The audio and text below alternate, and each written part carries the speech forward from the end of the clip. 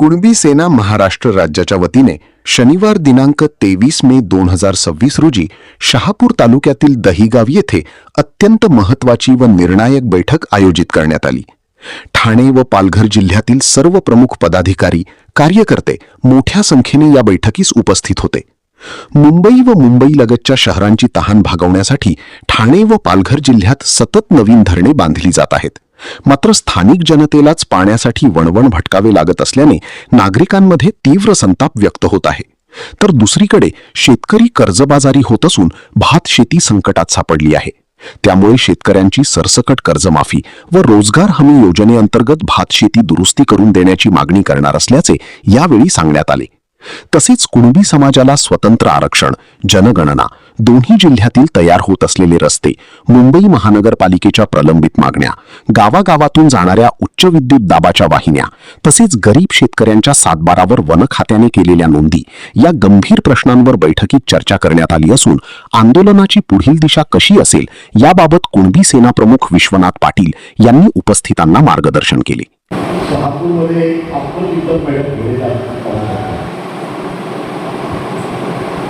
कारण असं की भावी धर्माच्या समाजामध्ये जी काही चर्चा चालू आहे ती चर्चा जनतेला काहीच माहीत नाही। जवळजवळ 95% लोकांना असं माहीत झालेलं आहे की आता आमच्या तालुक्याला गाडीगिरी पाहिजे ना आणि मासे जिल्ह्यात केलं। परंतु ही योजना इतकी फसवी आहे की इतका मोठा त्याग केलेल्या 100 वर्ष ज्या माणसांनी या तालुक्याने सगळं सहन केलं, त्यांचा भराची देखील झाली, वैकल्याची देखील झाली, अप्पाबाईची देखील झाली, मिलनबाईची देखील झाली, अशा धरणाची देखील झाली, बाकी धरणाची देखील झाली। जेवढं पाणी जमा झालं तेवढं पाणी आपण मुंबईला दिलं, मुंबईच्या लगतच्या शहरांना दिलं आणि 100-125 वर्षात लोक एवढे हाल आपण सहन केले। पिण्याचा पाणी फक्त पिण्याच्या पाण्याचा फक्त सुटत नाही, परंतु शेतीचाही प्रश्न न सुटल्यामुळं शहापूर तालुक्यामध्ये आज माझ्या माहितीप्रमाणे जवळजवळ 80% जमीन ही पिकली गेलेली दुसऱ्याच्या ताब्यात गेली। मग मला आठवलं की 25 वर्षापूर्वी आपण कुणबी शेतीची स्थापना का केली होती। शेतकऱ्यांच्या अस्तित्वासाठी रक्षणासाठी कुणबी शेतीची स्थापना केली आणि ही स्थापना करत असताना त्यावेळेलाही जनतेला आपण सांगितलं की ही एखाद्या समाजाची लढाई नाही, तर ही लढाई शेतीची निगडीत असलेल्या सगळ्या समाज घटकांची लढाई आहे आणि ही लढाई करताना आम्ही सगळ्यांना बरोबर घेणार आहोत, बहुजनांना बरोबर घेणार आहोत या आपण म्हणतो। आपण याच्यावर थांबलो नाही। राजकीय पक्षाला धरासुद्धासाठी आपण काही निवडणुका लढलो, त्याच्यामध्ये देखील आम्ही आदिवासी लोकप्रतिनिधीवर निवडून आणून करतो हे सिद्ध केलेलं आहे।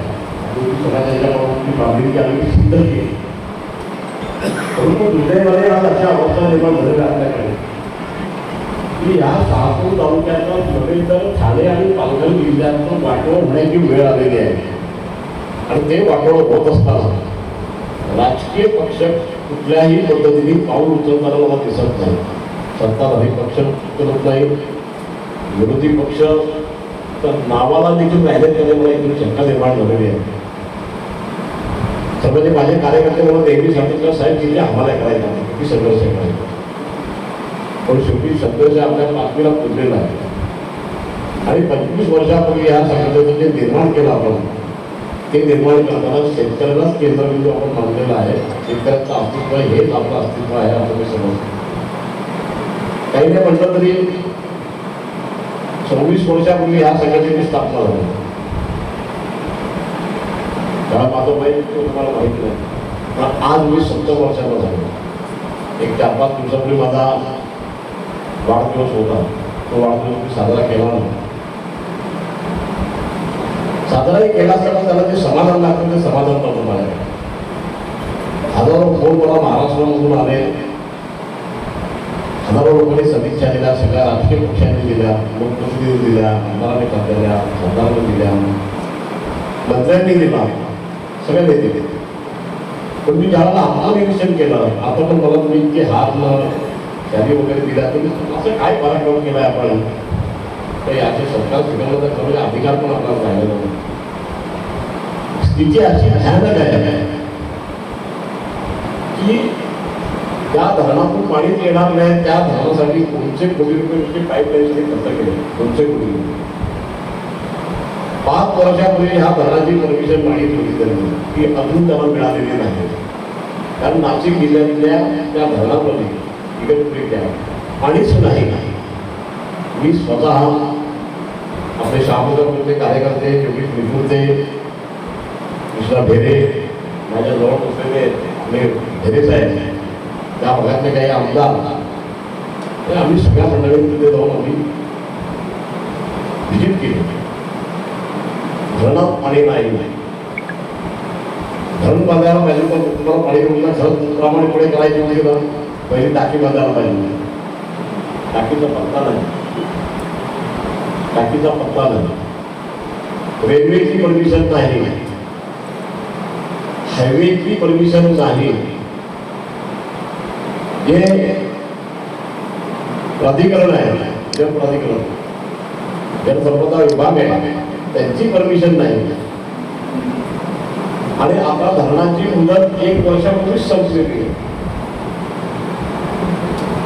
पण आकडे वाढत चाललेले आहेत. 200 कोटीचा खर्च करून होणारं धरण आता 350 कोटीवर पोहोचलेलं आहे. त्याच्यातले 200 कोटी रुपये काढून खाल्लेले आहेत कंत्राटदाराने. कंत्राटदार द्यावा एवढी हिंमत करतो, त्याच्या हिमतीला कोणाची साथ असते, सरकारची साथ असते, लोकप्रतिनिधीची साथ असते. मी भांडण लावण्यासाठी आलो नाही, मी जाणीव करून देण्यासाठी आलो नाही. त्या 6 वर्षामध्ये गेल्या 100 वर्ष पिढ्याच्या पाण्याच्या टंचाईच्या संबंधामध्ये हाल सहन केले. बर्बाद झाला 6 तालुका. जमिनी गेल्या, जमीन परमिडन्सी झाली. त्या 6 तालुक्याला बर्बाद करण्याच्या दृष्टिकोनातून ही काही घटना घडलेली आहे. ही घटना अतिशय चिंतनीय आहे. कोणाचीही परमिशन नाही. सरकार पैसे कसं लावतो हा पण प्रश्न आहे. आणि मग ह्या संबंधामध्ये काहीतरी विचार झाला पाहिजे आणि तो एकदम बैठकीमध्ये झाला पाहिजे, ही माझी भूमिका आहे. खरं म्हणजे पाण्याचे स्रोत दुसरे ठिकाण होते. भावडी धरणातून पाणी का आणायचं हे समजलं नाही मला. जो नाशिक जिल्हा एवढा जागृत आहे त्याचे पाण्याचा थेंब देखील तुम्हाला देणार नाही. त्याचा गाजर का दाखवलं गेलं? ही गाजर आपला अनेक निवडणुका तुम्ही जिंकले ना आजपर्यंत बस झाला होता. आणि म्हणून सत्ताधाऱ्यांना देखील, राजकीय पक्षाला देखील आणि सरकारला देखील अंतिम वार्निंग देण्यासाठी मी या ठिकाणी आलेला. आणि मी स्वतःचा 1 दिवसाचं उपोषण करणार आहे. तहसीलदार कचेरीवर मी ह्या विषयाचे उपोषण करणार आहे. कारण गेल्या 100 वर्षामध्ये मुंबई महानगरपालिकेने आमचा अंत बघितला. आमच्या भागात बस येऊ दिले नाही, आमच्या भागामध्ये विकास होऊ दिला नाही, आमच्या भागामध्ये कारखाने होऊन दिले नाही, आमच्या भागामध्ये शाळा दिल्या नाही, आमच्या भागामध्ये कॉलेज दिली नाही, आमच्या भागामध्ये दवाखाने दिले नाही. आरोग्यापासून वंचित ठेवलं, विकासापासून वंचित ठेवलं आणि या सगळ्यापासून वंचित ठेवून मुंबई महानगरपालिकेने आम्हाला लुटलं. आणि 700-800 लोकांना सांगत असतील की आम्ही तुमच्यासाठी फार उपकार केले, म्हणून मी त्याची सरकार घेतो. आपण ध्येय पूर्ण झालेलं नाही. रोज एका जागा धरणाची निर्मिती करायला लावलेली आहे. रोज वली धरण, शाही धरणाचा विषय आपले महत्वाचे कार्यकर्ते केशव घेरे आणि त्यांच्या सगळ्या सहकार्याने प्रोत्साहन गाव बैठका होत होत्या. त्यांनी या प्रश्नात एक गांभीर्य आहे मला सांगितलं आणि त्यांच्या आंदोलनाला साथ करण्यासाठी आम्ही एक कमिटी नेमली होती. तो कागद मला मिळाला. केशव घेरेने अत्यंत सुंदर असा टाईप केलं होतं. आणि आता परवा प्रश्न हा प्रश्न पुन्हा जिवंत झाला. गेल्या 8 वर्षापासून हा विषय प्रलंबित होता. परंतु हे धरण बांधण्यासाठी आणि काळू धरण जे कोकणामध्ये होऊन राहिलेलं आहे, या दोन्ही धरणांची आवश्यकता काय याच्यावर फार मोठी चर्चा झाली आणि काही संघटना कोर्टामध्ये गेल्या. कोर्टामध्ये स्टे मिळाला नव्हता आणि एकाएकी त्याच्यावर आता 400 कोटी रुपये त्या काळू धरणावर लावले.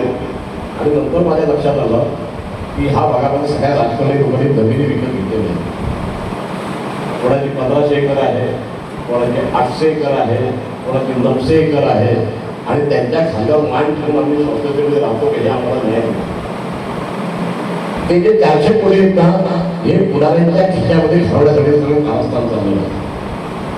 ही शहापूरची जी नळ पाणी योजना आहे ती त्यांनी सांगितली नाही. मी मंदिरातच का बोललो, का बसलो, मंदिरातच मीटिंग का घ्यायला लावली, तर सत्य स्वरूप आपल्याला कळलं पाहिजे ही माझी भूमिका आहे. वारकरी संप्रदायाला म्हणणार आपण सगळी माणसं आहात. निष्ठा काय आहे, संघर्ष काय आहे मला सगळं माहीत आहे. आणि संत तुकाराम नेहमीच सांगितलेलं आहे की भले देऊ काळजी केलं होते पण नाताळाच्या माते हल्ली काढली हे तरी म्हटलेलं आहे. हे आपण लक्षात ठेवलं पाहिजे. योगायोगाने त्यांचे एक वंशज आहे, 11वे वंशज अनिकेत महाराज, त्यांच्या आणि माझी भेट एका कार्यक्रमामध्ये झाले दिल्या. आवडून मी येणार म्हणून त्यांनी 1 तास आधी आले आणि 1 तास माझ्याकडे बैठक केली. मी काही गोष्टी स्पष्टपणे त्यांच्याशी बोलली. तर शिवाजी महाराजांना जन्माच्या बाबतीमध्ये संशयाचं वादळ, शिवाजी महाराजांच्या कर्तृत्वाच्या बाबतीत संशयाचं वादळ निर्माण केलं. आज उठवतो पुढारी शिवाजी महाराजांचं नाव घेतो, पण आज जे राज्यकर्ते राज्य करायला निघाले ते तर आपल्या जमिनी घ्यायला निघालेले. शिवाजी महाराजांनी सांगितलं होतं की पुण्याच्या देशाला देखील धक्का लागता कामा नये असं त्यांनी म्हटलं होतं. पण आमच्या थड जमिनी घ्यायला लावलं. रेल्वेसाठी जमिनी घेतात, विमानतळासाठी जमिनी घेतात, धरणासाठी जमिनी घेतात, रस्त्यासाठी जमिनी घेतात, समृद्धी मार्गासाठी जमिनी घेतात आणि कशा पद्धतीने घेतात हे आपण पाहिलं आहे. मला आठवतं की त्यावेळेला जर कुंभी शर्मा नसती तर त्यावेळेला किती कुठला असतं ह्या लोकांनी मला माहिती नाही, पण कुठली तर आहे. आज उन्हाचा तडाखा एवढा जबरदस्त आहे की गाडी बसण्याची देखील इच्छा होत नाही. पर्यावरणाचा वास चाललेला आहे. आज आमच्याकडे वाळवंट होऊन चाललेलं वाळवंट समुद्रामध्ये माती टाकायला लावले, समुद्र बुडवायला लावलेला आहे आणि त्या डोंगर दऱ्या सगळ्या नष्ट करायला लावलेल्या आहे. आदिवासीला परवानगी देऊन टाकली तर तुमच्या जागा तुम्ही खडे करायला देऊन टाकली. अरे मुंड्याला मारला ना, आता आदिवासीला पण मारला निघाले तुम्ही, म्हणजे आदिवासीला पण भूमी का ही कुठली राजवट आहे, ही शिवाजी महाराज शिकवलं आहे का? आणि म्हणून मग त्या दिवशी त्यांच्या वंशजांना मी असं म्हणालो तुकारामांच्या की संत तुकारामांच्या जातीच्या बाबतीत पण एक वाद निर्माण केला. कुणी म्हणतो ते वाढीव होते, कुणी म्हणतो वाढीव होते. अरे सांगा नाही का आम्हाला धर्मी देवा तुम्ही गेलो नाही तर धर्मीचे असतो गेलो हा स्रोत कोणी गेला, हा अभंग कोणी गेला हे काय आम्ही स्पष्ट सांगत. आज या महात्म्यांनी एवढं मोठं काम केलं. ह्या महाराष्ट्राच्या भूमीमध्ये संतांची एक भूमिका मांडली आणि त्या भूमिकेवर जनतेला चालायला लावलं. पण दुर्दैवाने आताचे राज्यकर्ते या भ्रष्टाचाराच्या घटकगतीमध्ये एवढे अडकलेले आहेत की शेतकऱ्याला रसातळाला घेऊन चाललेले आहे आणि त्याची जाणीव आपल्याला व्हायला पाहिजे म्हणून आजची ही बैठक मी बोलवलेली आहे. या बैठकीमध्ये प्रामुख्याने आपण कुंभी सेनेचाही विचार केला की ज्या कुंभी सेनेला इतकी जगमान्यता मिळाली की सर्वोच्च न्यायालयाचे न्यायाधीश पी.डी. समर्थ हे देखील आपल्या व्यासपीठावर त्यांनी म्हटलंय की अशी एक आपण संघटना केली गरिबांसाठी उपयोगात आलेली आहे की महात्मा फुलेंचा विचार खऱ्या अर्थाने पुढे द्यायला लावलेला आहे. ही भूमिका त्यांनी मांडलेली आहे. 6 मुख्यमंत्री आपल्या व्यासपीठावर आलेले आहेत. एवढी मान्यता आपल्याला सामाजिक मान्यता मिळते पण राजकीय मान्यता आपल्याला नाही मिळाली.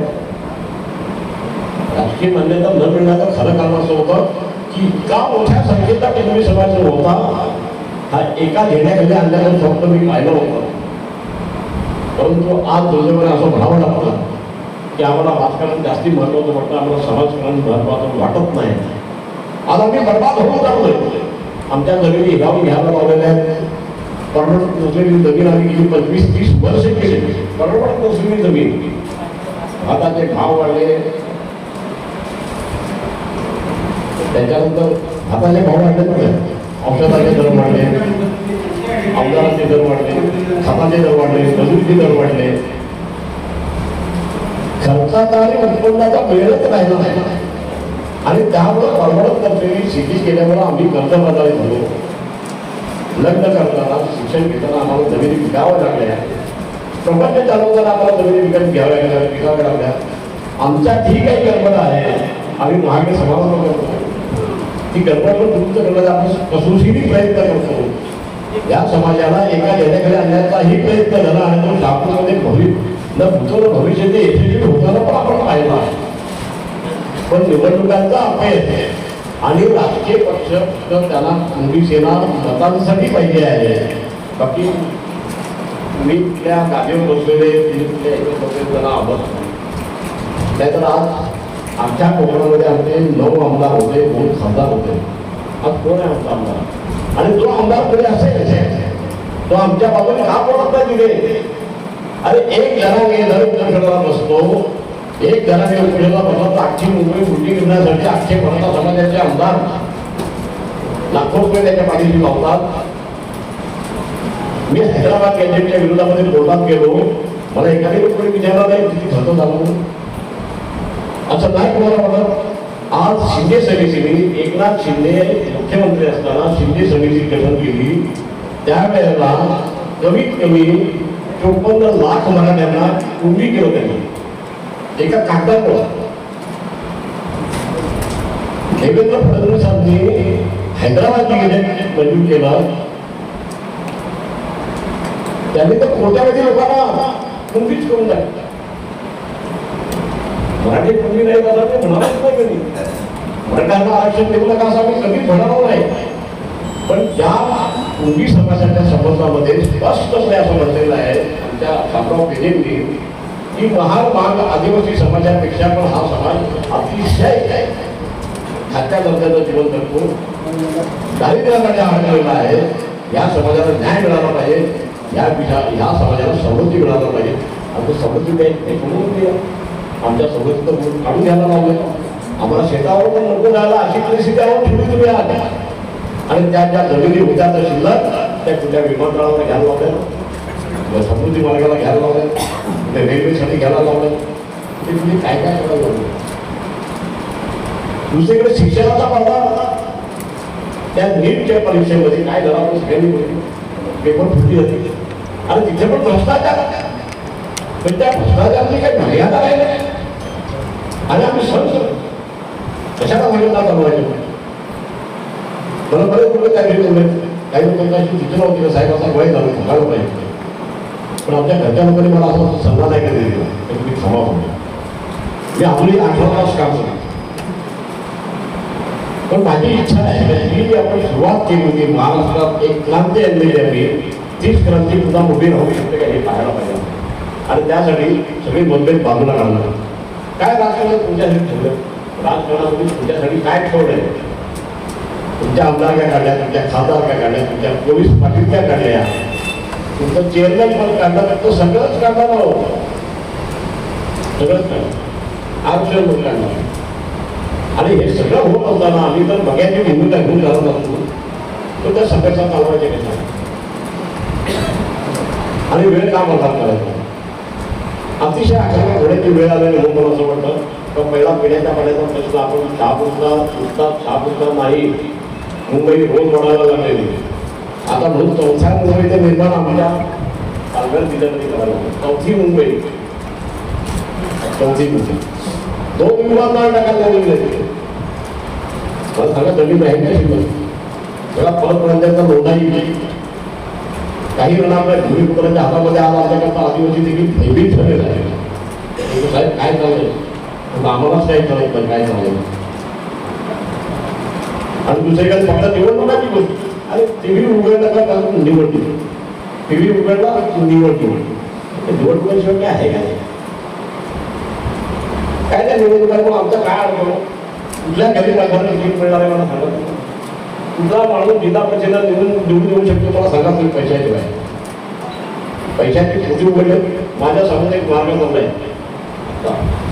माझ्या समोर पालघर, मनोर, विक्रमगड, दवा मोखाडा, त्र्यंबक आणि मग तो मिळणार सिंधुदुर्ग आपल्या ह्या समुद्री मार्गाला. त्या रस्त्याच्या अंदाजपत्रक 200 कोटी. पण टेंडर काढायचं म्हणून त्र्यंबकेश्वरला आता त्यांची किंमत वाढणार आहे. आपण घेऊन मिळणार आहे आपल्याला. मला कुंभासाठी म्हणून केवळ तो रोड बनवला आहे, त्याची किंमत आता 200 करोडच्या ऐवजी 350 कोटी रुपये गेली.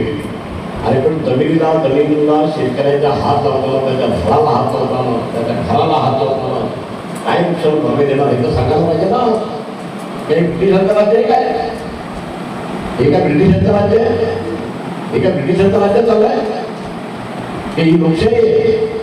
काय चाललंय? आणि म्हणून आपण अतिशय गांभीर्याने ह्या सगळ्या विषयांचा विचार केला पाहिजे. भूसंपादन करताना कमीत कमी नोटीस द्यायला पाहिजे. नोटीस द्यायची ही नाही, कर्जमाफी करायला निघालेली आहे.